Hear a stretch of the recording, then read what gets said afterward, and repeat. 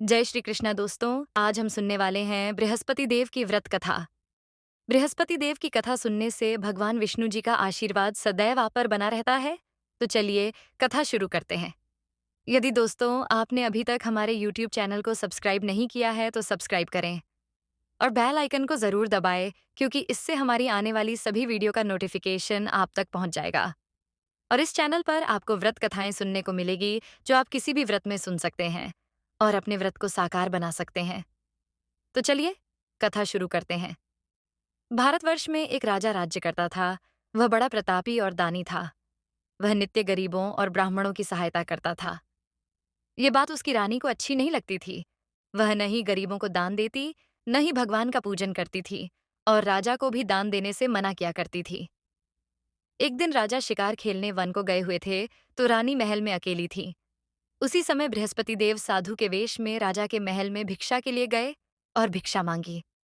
रानी ने भिक्षा देने से इनकार किया और कहा, हे साधु महाराज, मैं तो दान पुण्य से तंग आ गई हूं। मेरा पति सारा धन लुटाता रहता है। मेरी इच्छा है कि हमारा धन नष्ट हो जाए, फिर न रहेगा बांस और न बजेगी। बांसुरी साधु ने कहा, देवी, तुम तो बड़ी अजीब हो। धन संतान तो सभी चाहते हैं। पुत्र और लक्ष्मी तो पापी के घर भी होनी चाहिए। यदि तुम्हारे पास अधिक धन है तो भूखों को भोजन दो, प्यासों के लिए प्याऊ बनवाओ, मुसाफिरों के लिए धर्मशालाएं खुलवाओ।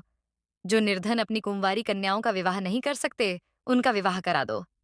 ऐसे और कई काम हैं जिनके करने से तुम्हारा यश लोक परलोक में फैलेगा। परंतु रानी पर उपदेश का कोई प्रभाव न पड़ा। वह बोली, महाराज, आप मुझे कुछ न समझाएं। मैं ऐसा धन नहीं चाहती जो हर जगह बांटती फिरूं। साधु ने उत्तर दिया, यदि तुम्हारी ऐसी इच्छा है तो तथास्तु। तुम ऐसा करना कि बृहस्पतिवार को घर लीपकर पीली मिट्टी से अपना सिर धोकर स्नान करना, भट्टी चढ़ाकर कपड़े धोना। ऐसा करने से आपका सारा धन नष्ट हो जाएगा। इतना कहकर वह साधु महाराज वहां से आलोप हो गए। जैसे वह साधु कहकर गया था, रानी ने वैसा ही किया। 6 बृहस्पतिवार ही बीते थे कि उसका समस्त धन नष्ट हो गया और भोजन के लिए दोनों तरसने लगे। सांसारिक भोगों से दुखी रहने लगे। तब वह राजा रानी से कहने लगा कि तुम यहाँ पर रहो, मैं दूसरे देश में जाता हूँ, क्योंकि यहाँ पर मुझे सभी मनुष्य जानते हैं, इसलिए कोई कार्य भी नहीं कर सकता। देश चोरी प्रदेश भीख बराबर है। ऐसा कहकर राजा प्रदेश चला गया। वहां जंगल को जाकर लकड़ी काटता और उसे शहर में बेचता। इस तरह वह जीवन व्यतीत करने लगा। एक दिन दुखी होकर जंगल में एक पेड़ के नीचे निश्चित रूप से आसन जमाकर बैठ गया। वह अपनी दशा को याद करके व्याकुल होने लगा। बृहस्पतिवार का दिन था। एकाएक उसने देखा कि निर्जन वन में एक साधु प्रकट हुआ। वह साधु भेष में स्वयं बृहस्पति देवता थे। लकड़हारे के सामने आकर बोले, हे लकड़हारे, इस सुनसान जंगल में तू चिंतामग्न क्यों बैठा है? लकड़हारे ने दोनों हाथ जोड़कर प्रणाम किया और उत्तर दिया, महात्मा जी, आप सब कुछ जानते हैं, मैं क्या कहूं। यह कहकर वह रोने लगा और साधु को आत्मकथा सुनाई। महात्मा जी ने कहा, तुम्हारी स्त्री ने बृहस्पति के दिन वीर भगवान का निरादर किया है, जिसके कारण रुष्ट होकर तुम्हारी यह दशा कर दी गई है। अब तुम चिंता को दूर करके मेरे कहने पर चलो, तो तुम्हारे सब कष्ट दूर हो जाएंगे और भगवान पहले से भी अधिक संपत्ति देंगे। तुम बृहस्पति के दिन पाठ किया करो। 5 रुपए के चने मुनक्का मंगवाकर उसका प्रसाद बनाओ और शुद्ध जल के लौटे में शक्कर मिलाकर अमृत तैयार करो। कथा के पश्चात अपने सारे परिवार और सुनने वाले प्रेमियों में अमृत व प्रसाद बांटकर आप भी ग्रहण करो। ऐसा करने से भगवान तुम्हारी सब कामनाएं पूरी करेंगे। साधु के ऐसे वचन सुनकर लकड़हारा बोला, हे प्रभु, मुझे लकड़ी बेचकर इतना पैसा नहीं मिलता जिससे भोजन करने के उपरांत कुछ बचा सकूं। मैंने रात्रि में अपनी स्त्री को व्याकुल देखा है। मेरे पास कुछ भी नहीं जिससे उसकी खबर मंगा सकूं। साधु ने कहा, हे लकड़हारे, तुम किसी बात की चिंता मत करो। बृहस्पति के दिन तुम रोजाना की तरह लकड़ियां लेकर शहर को जाओ। तुमको रोज से दुगुना धन प्राप्त होगा, जिससे तुम भली भांति भोजन कर लोगे तथा बृहस्पति देव की पूजा का सामान भी आ जाएगा। इतना कहकर साधु अंतर ध्यान हो गए। धीरे धीरे समय व्यतीत होने पर फिर वही बृहस्पतिवार का दिन आया। लकड़हारा जंगल से लकड़ी काटकर किसी शहर में बेचने गया। उसे उस दिन और दिन से अधिक पैसा मिला। राजा ने चना गुड़ आदि लाकर गुरुवार का व्रत किया। उस दिन से उसके सभी क्लेश दूर हुए। परंतु जब दोबारा गुरुवार का दिन आया, तो बृहस्पतिवार का व्रत करना भूल गया। इस कारण बृहस्पति भगवान नाराज हो गए। उस दिन से उस नगर के राजा ने विशाल यज्ञ का आयोजन किया तथा शहर में यह घोषणा करा दी कि कोई भी मनुष्य अपने घर में भोजन न बनावे, न आग जलावे। समस्त जनता मेरे यहाँ भोजन करने आवे। इस आज्ञा को जो न मानेगा, उसके लिए फांसी की सजा दी जाएगी। इस तरह की घोषणा संपूर्ण नगर में करवा दी गई। राजा की आज्ञानुसार शहर के सभी लोग भोजन करने गए, लेकिन लकड़हारा कुछ देर से पहुंचा, इसलिए राजा उसको अपने साथ घर लिवा ले गए और ले जाकर भोजन करा रहे थे, तो रानी की दृष्टि उस खूंटी पर पड़ी जिस पर उसका हार लटका हुआ था। वह वहां पर दिखाई न दिया। रानी ने निश्चय किया कि मेरा हार इस मनुष्य ने चुरा लिया है। उसी समय पुलिस को बुलाकर उसको जेल खाने में डलवा दिया। जब लकड़हारा जेल खाने में पड़ गया और बहुत दुखी होकर विचार करने लगा कि न जाने कौन से पूर्व जन्म के कर्म से मेरे लिए दुख प्राप्त हुआ है, और उसी साधु को याद करने लगा जो कि जंगल में मिला था। उसी समय तत्काल बृहस्पति देव साधु के रूप में प्रकट हो और उसकी दशा को देखकर कहने लगे, अरे मूर्ख, तूने बृहस्पति देव की कथा नहीं करी, इस कारण तुझे दुख प्राप्त हुआ है। अब चिंता मत कर। बृहस्पतिवार के दिन जेल खाने के दरवाजे पर 4 पैसे पड़े मिलेंगे। उनसे तू बृहस्पति देव की पूजा करना, तेरे सभी कष्ट दूर हो जाएंगे। बृहस्पति के रोज उसे 4 पैसे मिले। लकड़हारे ने कथा कही उसी रात्रि को बृहस्पति देव ने उस नगर के राजा को स्वप्न में कहा, हे राजा, तुमने जिस आदमी को जेल खाने में बंद कर दिया है, वह निर्दोष है। वह राजा है, उसे छोड़ देना। रानी का हार उसी खूंटी पर लटका है। अगर तू ऐसा नहीं करेगा तो मैं तेरे राज्य को नष्ट कर दूंगा। इस तरह रात्रि के स्वप्न को देखकर राजा प्रातःकाल उठा और खूंटी पर हार देखकर लकड़हारे को बुलाकर क्षमा मांगी तथा लकड़हारे को योग्य सुंदर वस्त्र व आभूषण देकर विदा किया तथा बृहस्पति देव की आज्ञानुसार लकड़हारा अपने नगर को चल दिया।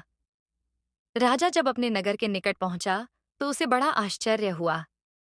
नगर में पहले से अधिक बाग, तालाब और कुएं तथा बहुत सी धर्मशाला, मंदिर आदि बन गई हैं।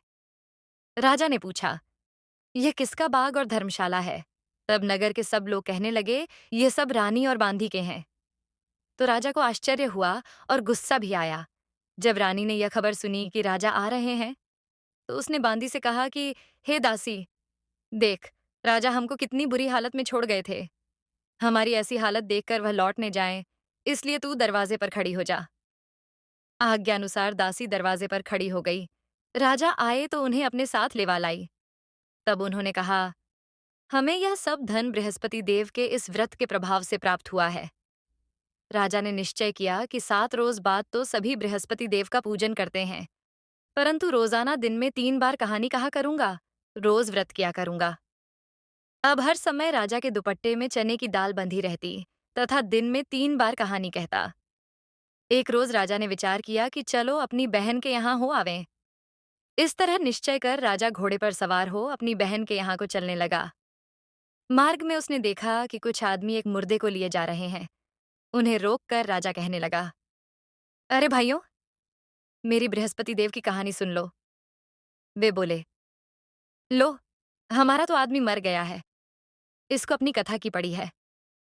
परंतु कुछ आदमी बोले, अच्छा कहो, हम तुम्हारी कथा भी सुनेंगे। राजा ने दाल निकाली और जब कथा आधी हुई थी कि मुर्दा हिलने लग गया, और जब कथा समाप्त हो गई तो राम राम करके मनुष्य उठकर खड़ा हो गया। आगे मार्ग में उसे एक किसान खेत में हल चलाता मिला। राजा ने उसे देखा और उससे बोला, अरे भैया, तुम मेरी बृहस्पति देव की कथा सुन लो। किसान बोला, जब तक मैं तेरी कथा सुनूंगा तब तक 4 हरैया और जोत लूंगा। जब अपनी कथा किसी और को सुनाना। इस तरह राजा आगे चलने लगा। राजा के हटते ही बैल पछाड़ खाकर गिर गए तथा उसके पेट में बड़ी जोर का दर्द होने लगा। उस समय उसकी माँ रोटी लेकर आई। उसने जब यह देखा तो अपने पुत्र से सब हाल पूछा और बेटे ने सभी हाल कह दिया।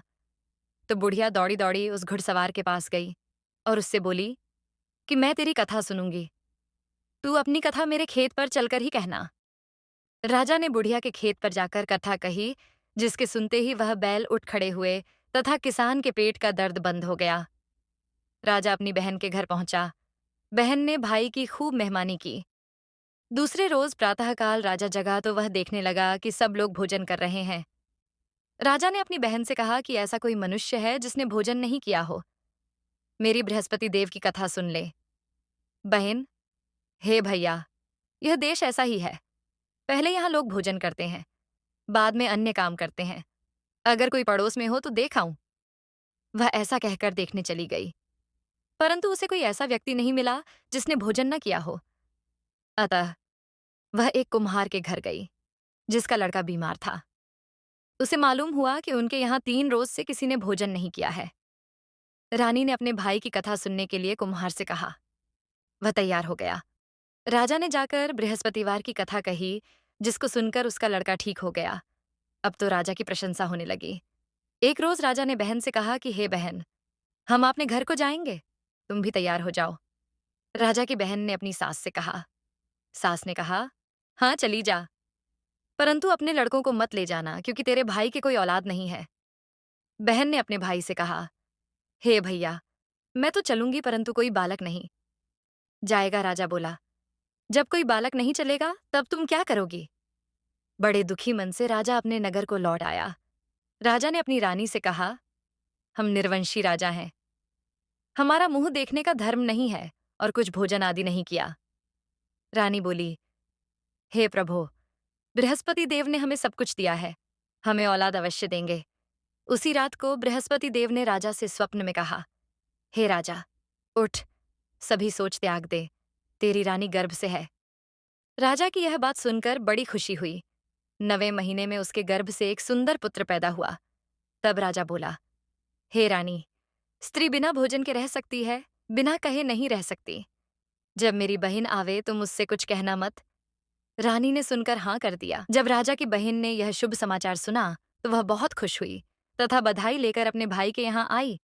तभी रानी ने कहा कि घोड़ा चढ़कर तो नहीं आई, गधा चढ़ी आई। राजा की बहन बोली, भाभी, मैं इस प्रकार न कहती, तो तुम्हें औलाद कैसे मिलती? बृहस्पति देव ऐसे ही हैं, जैसी जिसके मन में कामनाएं हैं, सभी को पूर्ण करते हैं। जो सद्भावना पूर्वक बृहस्पतिवार का व्रत करता है एवं कथा पढ़ता है अथवा सुनता है, बृहस्पति देव उसकी मनोकामना पूर्ण करते हैं। भगवान बृहस्पति देव उसकी सदैव रक्षा करते हैं। संसार में सद्भावना से भगवान जी का पूजन व्रत करके सच्चे हृदय से उसका मनन करते हुए जयकारा बोलना चाहिए। तो इसी प्रकार बृहस्पति देव की कथा संपूर्ण हुई। यदि कथा अच्छी लगी हो तो वीडियो को लाइक करो।